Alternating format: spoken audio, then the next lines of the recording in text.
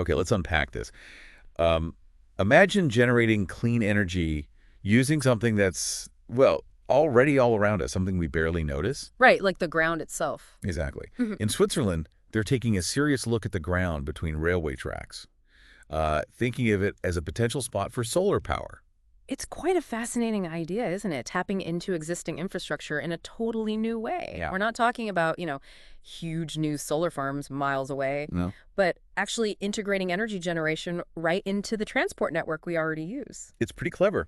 And the spark for this apparently wasn't some, like, big research grant initially. Yeah. No, it was just an everyday moment. Back in 2020, a guy named Joseph Scuderi, he founded Sunways later. Okay. He apparently just had the idea while waiting for a train. Huh?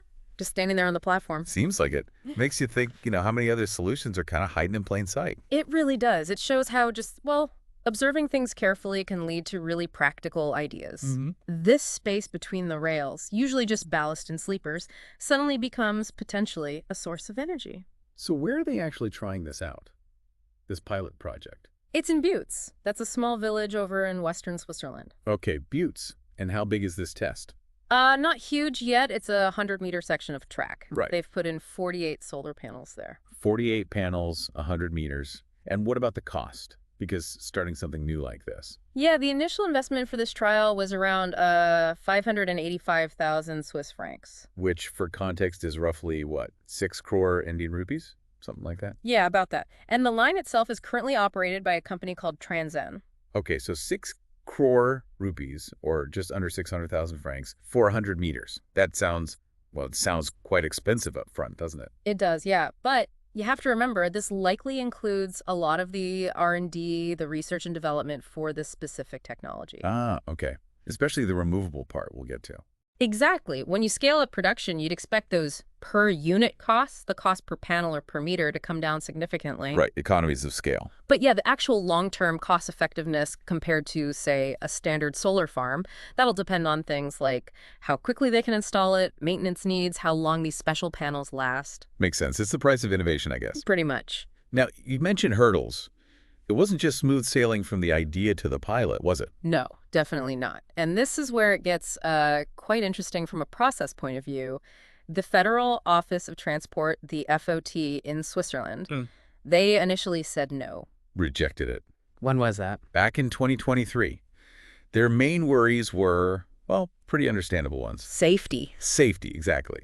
And how these panels might interfere with essential railway maintenance. Right. You can't just block access to the tracks. No, absolutely not. That caution from a regulator, especially in transport, that's totally expected, right? Oh, completely. Safety and keeping the trains running reliably, those are paramount. You introduce anything new into that system, it needs serious scrutiny. So Sunways didn't just give up when the FOT said no. Nope. They went back and did their homework. They talked to experts, commissioned an independent study. To prove their case. Essentially, yeah. The whole point was to show, with evidence, that these specific solar panels wouldn't cause problems for the trains or the tracks themselves. They had to build a really solid argument. It really highlights how important that scientific backing is, doesn't it? Especially when you're trying something new in a really established safety-critical industry. Definitely. You need data to counter those legitimate safety and operational concerns. That was vital to even get the FOT to reconsider. And their solution to the maintenance problem is, well, it's actually quite neat. It is, because these aren't like your standard rooftop solar panels that are just fixed in place. Right. Sunways developed this unique technology. They say it's proprietary, so the panels can be taken out really easily. Ah, okay, so not bolted down permanently. Exactly. And this is where their partnership comes in. They teamed up with a Swiss track maintenance company called Schweitzer. Schweitzer, okay. And apparently Schweitzer has developed, or maybe adapted, equipment that can remove and then replace almost 1,000 square meters of these panels in just a few hours. Wow, 1,000 square meters. That's quite a stretch of track. It is. And doing it in hours directly addresses that FOT concern about track access, Need to tamp the ballast or check the rails. Pull the panels out, do the work, put them back. That integrated approach, thinking about the energy and the maintenance together, that's really the innovation here, isn't it? I think so, yeah. It's solving the problem practically. Okay, so the panels are sitting there, soaking up the sun, generating electricity. What do they plan to actually do with that power? Well, they've outlined sort of three main possibilities for the photovoltaic current. Okay, what's option one? Option one is pretty straightforward. Use it to power the railway's own stuff right there. Like signals, switches. Exactly. Signals, the points or switches that change tracks, maybe even lighting and power for the stations themselves. Using the power locally. Makes sense. Option two. Option two is to feed it into the local electricity grid. Yeah. So it would go to the GRD, the distribution network operator, and just become part of the general power supply for the area. Contributing to the wider grid. Yeah. Okay, and option three, you mentioned Sunways seems keenest on this one. Yeah, they seem to think this is the most beneficial. It involves re-injecting the power into the railway's traction energy network. The traction network. That's the high voltage system that actually powers the trains. Precisely. The overhead lines or third rail that the locomotives draw power from. So it's like directly helping to power the trains themselves. Kind of, yeah. It's a very direct way to use the solar energy to make the actual train travel greener, supplementing the power needed to pull the trains. That could have a massive impact. And thinking bigger picture now, Switzerland's entire rail network is, what, over 5,000 kilometers long? Yeah, the figure's around 5,320 kilometers. So if you took this idea and, hypothetically rolled it out across that whole network, what's the potential? Someways has put out an estimate. They reckon the entire network could generate something like 1 billion kilowatt hours of solar power per year. 1 billion kilowatt hours. That sounds like a lot, but it's hard to grasp. Can you put that in perspective for us? Sure. To give you a feel for it, 1 billion kilowatt hours is roughly enough electricity to meet the annual demand of about 300,000 Swiss households. 300,000 homes powered just from the space between the tracks.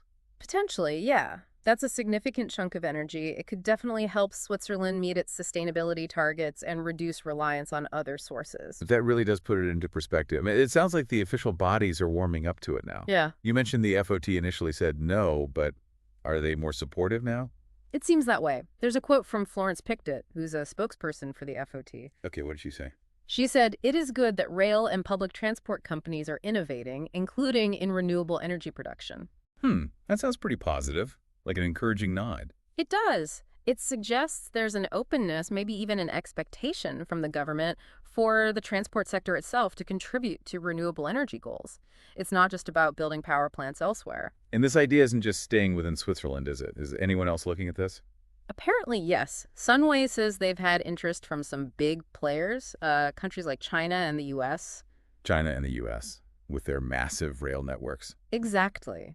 And beyond just interest, they're also reportedly collaborating on similar projects already in South Korea, Spain, and Romania. So it's already going international. What does that tell you? Well, it really underlines that the need for clean energy solutions is universal, right? And it suggests this specific concept might be adaptable to different types of railway systems and climates around the world. Other countries are seeing the potential, too. Seems like it. They're looking at their own infrastructure and thinking, maybe we could do that here, too. So to kind of wrap this up for you listening, what we're really seeing here in Switzerland is this, this really ingenious approach to renewable energy. Yeah, taking a space that most people probably never even think about. Right, the bit between the rails, and finding a way to harness the sun there. It's just a clever way to make more use of infrastructure that we've already built and paid for. I think that's the key insight, isn't it? The elegance of integrating energy generation into systems we already have, instead of always needing new, separate structures. It's about, maximizing the utility of what's already there. And the potential benefits, as we've sort of laid out, seem pretty significant. From powering the railway's own lights and signals, to feeding clean electricity into the local grid. and maybe even directly helping to power the trains, making the whole system that much greener. It really leaves you with a question, doesn't it? Could this model work elsewhere? Could it be adapted, say, for the rail networks in your country? Absolutely. And it pushes the thinking further, Beyond just railway tracks, what other bits of underused space are hiding within our existing infrastructure? Along highways, maybe, canal banks. Could those also be opportunities for generating clean energy right where we need it? Something to think about.